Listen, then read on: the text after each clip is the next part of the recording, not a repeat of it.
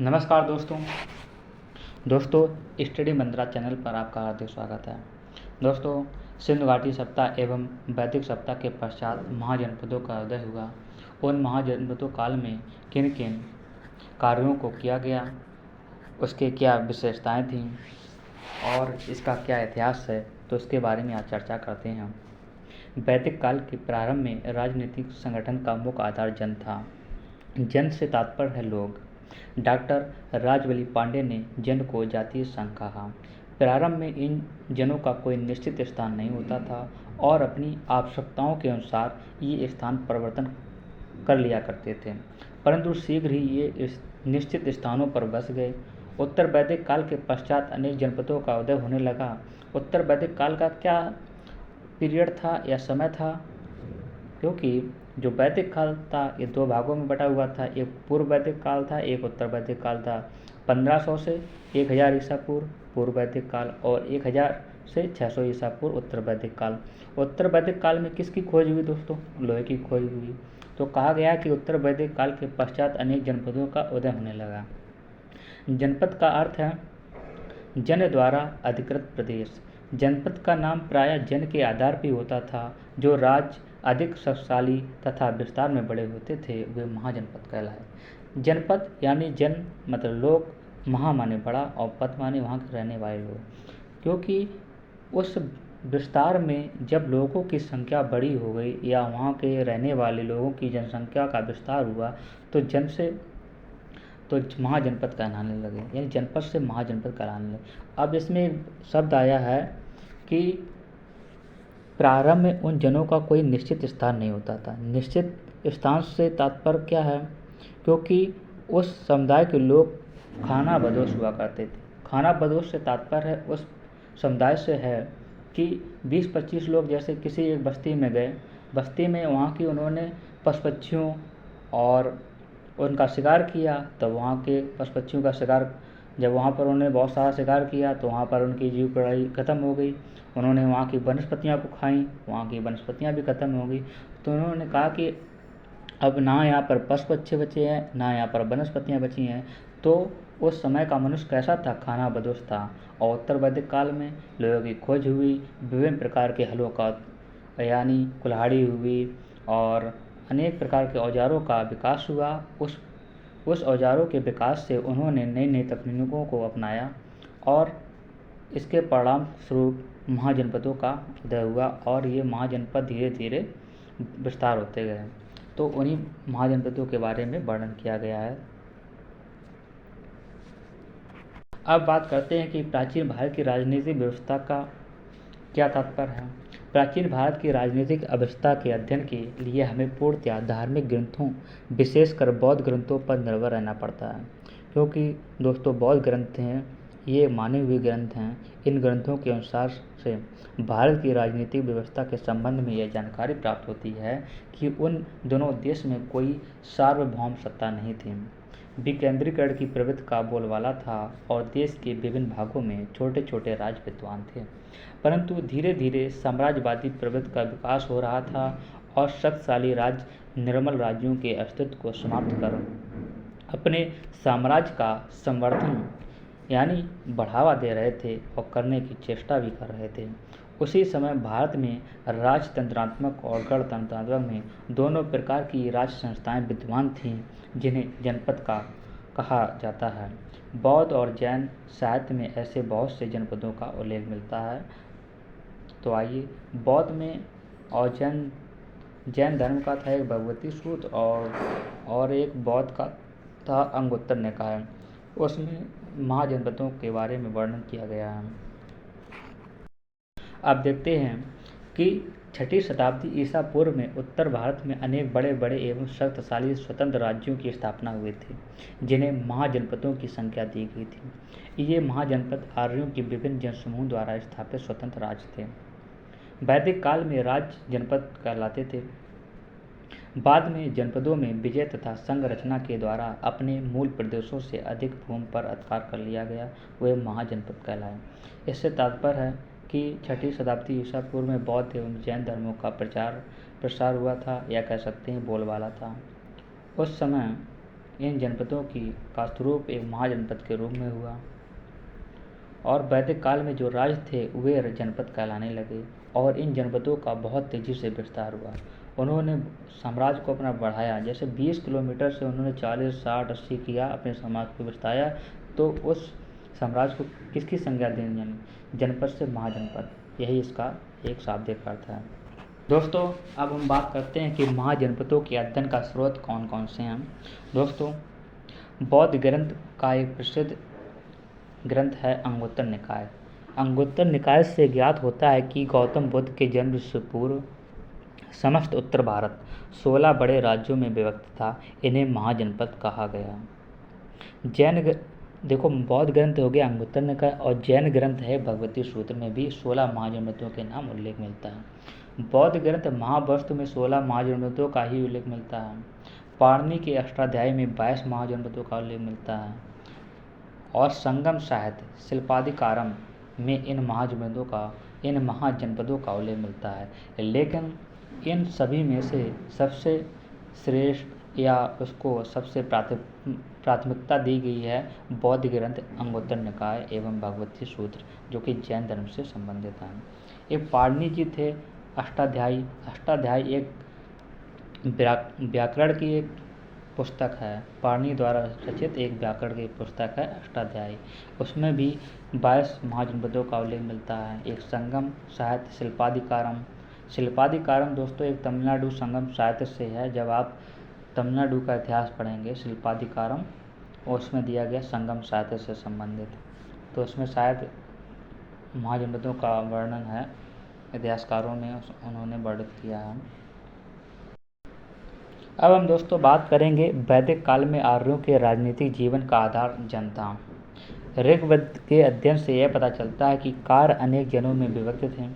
प्रारंभ में इन जनों का कोई अपना निश्चित स्थान नहीं था, परंतु कालांतर में उनके स्थायी राज्य स्थापित हुए। जनपद शब्द का सर्वप्रथम प्रयोग में ब्राह्मण ग्रंथों में मिलता है। इससे यह स्पष्ट होता है कि ब्राह्मण काल में जनपदों का अस्तित्व था। गौतम बुद्ध के समय तक यह जनपद पूर्ण विकसित हो गए थे। जैसे कि एक इतिहासकार ने लिखा है कि लगभग 1000 ईसा पूर्व से 500 ईसा पूर्व तक के युग को भारतीय इतिहास में जनपद या महाजनपद कहा गया है। सारे देश में एक सिरे से लेकर दूसरे सिरे तक जनपदों की श्रृंखला फैली हुई थी। प्रत्येक जनपद अनेक राम और नगरों से मिलकर बना था, जिसकी अपनी विशिष्ट राजनीतिक व्यवस्था होती थी और उनका अलग अलग शासन हुआ करता था। दोस्तों गौतम बुद्ध जो बौद्ध धर्म था ये 6वीं शताब्दी ईसा पूर्व में अपने चरमोत्कर्ष पर था और जैन भी धर्म भी था। और देखा जाए कि उत्तर वैदिक काल जो था 1000 ईसा पूर्व से 600 ईसा पूर्व तक इस महाजनपदों का विस्तार हुआ और इस जनपद से महाजनपद का इन्होंने 6वीं शताब्दी ईसा पूर्व के रूप में धारण कर लिया था, अर्थात ये जनपद से महाजनपद कहलाने लगे। अब दोस्तों पढ़ते हैं 16 महाजनपदों के नाम। तो भारत ईसा पूर्व 600 में 16 महाजनपदों का उदय हुआ। उनके नाम इस प्रकार हैं, जैसे कंबोज, गंधार, एक था कंबोज, दूसरा गंधार, कुरु, शूरसेन, मस्त, अवंती, पांचाल, कौशल, बस, चेदी, वज्जी, काशी, मगध, मल, अंग और स्मग। अगर आप क्रम से याद करना चाहें तो काशी, कौशल, मत्स्य, काशी, कौशल, वश, अगर आप का को पहले लाएं क्रम से अगर याद करना चाहे हो जाएगा। कुरु, पांचाल, काशी, कौशल, मगध, वज्जी, मल, अंग, शूरसेन, मत्स्य, अवंती, अस्मक, कुरु, कंबोज, गंधार, ऐसे तरीक़े से याद कर सकते हो। सबसे पहले का क्रम बनाएं तो काशी, कौशल, कुरु, पांचाल ऐसे तरीक़ा से याद कर सकते हैं। एक आप कॉपी में लिखिए और उसका एक तुक मिलाकर शब्दों को क्रम से लिखें तो शायद आपको पूरी तरीके से याद हो जाएंगे। दोस्तों अब हम देखेंगे कि महाजनपद और उसकी राजधानी वर्तमान में वह क्षेत्र किस क्षेत्र के अंतर्गत आता है। दोस्तों अब क्रम बताएंगे कि काशी, कौशल, अंग, मगध, वत्स, वज्जी, इस क्रम को आपको याद करना है। सबसे पहले था काशी, जिसकी राजधानी है वाराणसी और यह वर्तमान क्षेत्र है वाराणसी। दोस्तों इसके अंतर्गत आने वाले क्षेत्र थे जैसे अयोध्या, जो कि सरयू नदी के पास है, उत्तरी और कोसल, एक उत्तरी कोसल था। दूसरा है कोसल, इसकी राजधानी है श्रावस्ती। यह दक्षिणी कोसल कुशावती के नाम से प्रसिद्ध है और यह वर्तमान में स्थान है फैजाबाद। तीसरा है अंग, इसकी राजधानी है चंपा, यह है भागलपुर मुंगेर बिहार। मगध जो कि गिरिब्रज राजगिरा है, गिरिब्रज या राजगिरा दो नामों से प्रसिद्ध था इसकी राजधानी, और वर्तमान क्षेत्र है पटना बोधगया बिहार। बस, इसकी राजधानी है कौशाम्बी, वर्तमान क्षेत्र है प्रयागराज इलाहाबाद। वज्जी, वैशाली एवं मिथिला, इसकी राजधानी है, वर्तमान क्षेत्र है मुजफ्फरनगर दरभंगा। तो दोस्तों, सबसे पहले काशी, कोसल, अंग, मगध, बस, वज्जी। काशी की वाराणसी, कोसल की श्रावस्ती, अंग चंपा, मगध गिरिब्रज या राजगिरा, बस की है कौशाम्बी, वज्ज की है वैशाली व मिथिला। अब हम देखते हैं 7वां नंबर है मल। मल की थी कुशीनारा एवं पावा, इसकी राजधानी है, और वर्तमान में स्थान है देवरिया। देवरिया दोस्तों यूपी में पड़ता है। एक है स्थान अवंती, इसको उत्तरी अवंती, उज्जैनी इसकी राजधानी वर्तमान, और बाद में दक्षिण अवंती महेशमती के नाम से जानी जाती थी। और वर्तमान क्षेत्र है मालवा, जो कि मालवा का पठार जो है मध्य प्रदेश साइड में पाया जाता है। और चेदी, वर्तमान इसका राजधानी कह सकते हैं सोक्तमती यानी सोत्यवती, वर्तमान क्षेत्र है बुंदेलखंड। और 10वीं है अस्मक, इसकी राजधानी है पोतन या पोटली, और वर्तमान क्षेत्र है गोदावरी नदी। कुरु की राजधानी इंद्रप्रस्थ हस्तिनापुर, आधुनिक दिल्ली मेरठ हरियाणा के कुछ क्षेत्र। दोस्तों, हस्तिनापुर में महाभारत युद्ध हुआ था, जो कि क्षेत्र है दिल्ली मेरठ हरियाणा के कुछ क्षेत्र में पड़ता है। अब और चर्चा करते हैं कि उत्तर वैदिक काल में लोहे का प्रयोग होने लगा था। लोहे की तकनीक ने तो लोगों के भौतिक जीवन में बहुत बड़ा परिवर्तन कर दिया। जैसे कृषि, उद्योग, व्यापार, वाणिज्य आदि के विकास ने प्राचीन जनजातीय व्यवस्था को सुलभ बना दिया और छोटे छोटे जनों का स्थान जनपदों ने ग्रहण कर लिया। दोस्तों, उस समय वहाँ के राजा जो हुआ करते थे वे छोटे छोटे समुदायों में रहा करते थे, लेकिन उन्होंने बहुत बड़े संघर्ष के बाद अपने साम्राज्य का विस्तार किया और वे जनपद महाजनपद का रूप लेने लगे। ईसा पूर्व यानी 6वीं शताब्दी में भारत में क्रांतिकारी राजनीतिक परिवर्तन होने लगे। 6वीं शताब्दी ईसा पूर्व के प्रारंभ में उत्तर भारत में सार्वभौम सत्ता का अभाव था। संपूर्ण भारत अनेक स्वतंत्र राज्यों में विभक्त था और ये राज्य उत्तर वैदिक कालीन राज्यों से अधिक स्वतंत्र तथा शक्तिशाली भी थे। कह सकते हैं कि उत्तर भारत में सार्वभौम का सत्ता का अभाव था। अभाव से तात्पर्य है कमी, सार्वभौम सत्ता की कमी थी और संपूर्ण भारत अनेक स्वतंत्र राज्यों में विभक्त हो गया था।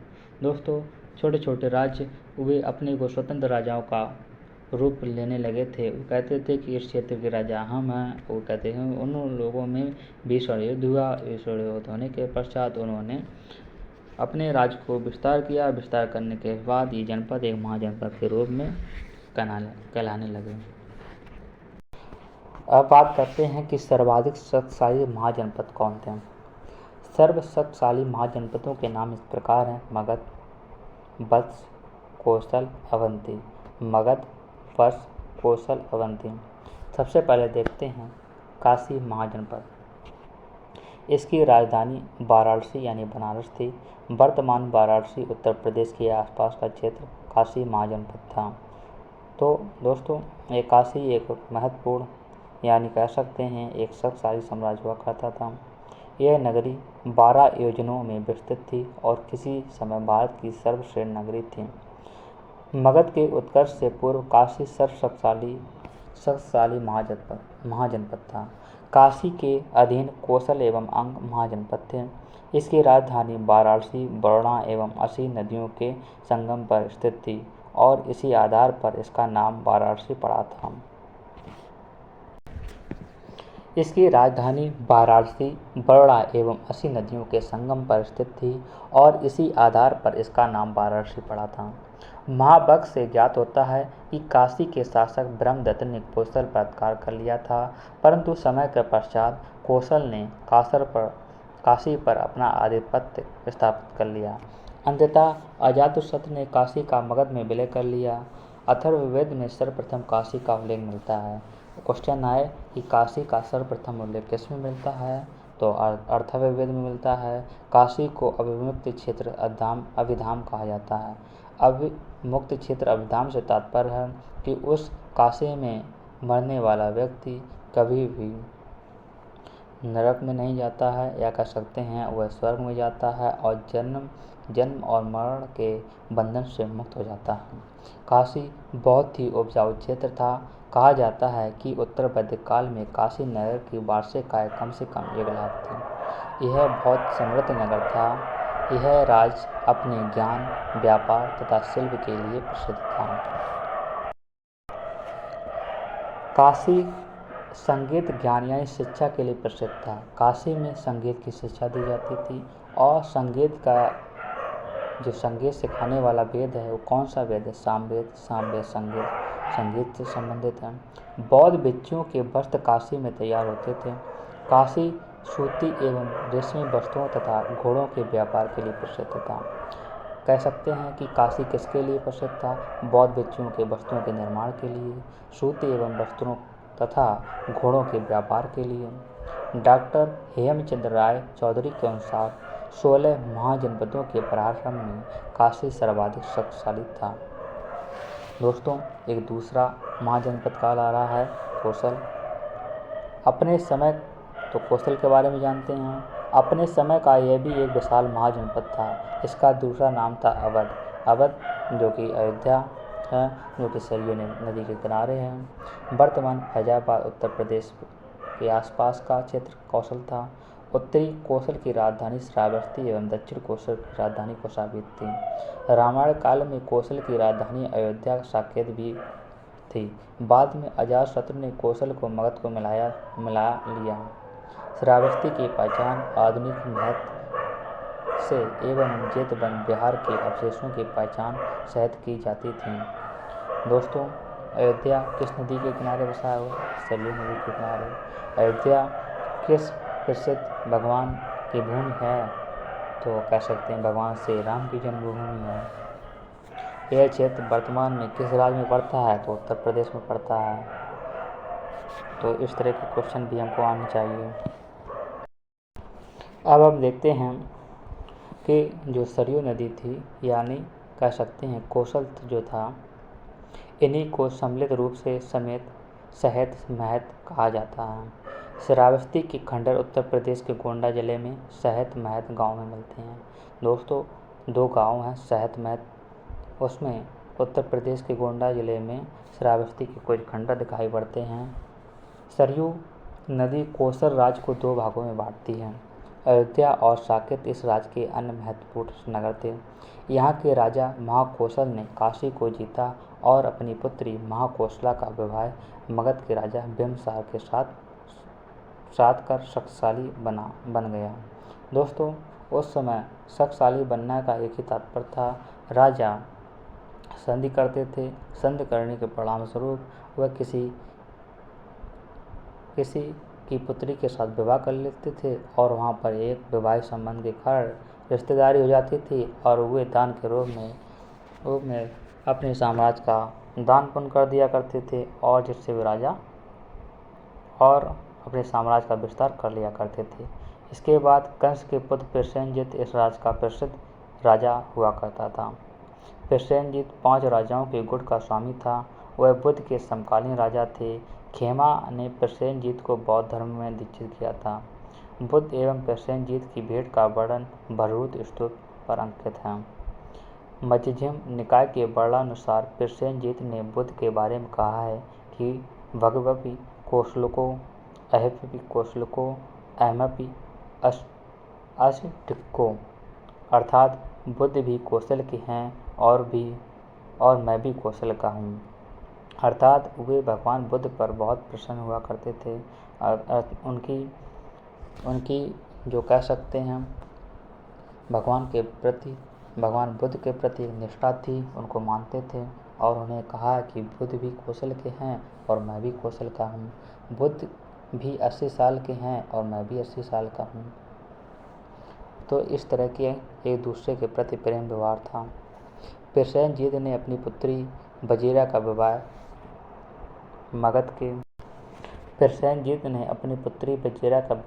मगध नरेश अजातशत्रु के साथ किया एवं काशी का प्रसिद्ध दहेज के रूप में दिया।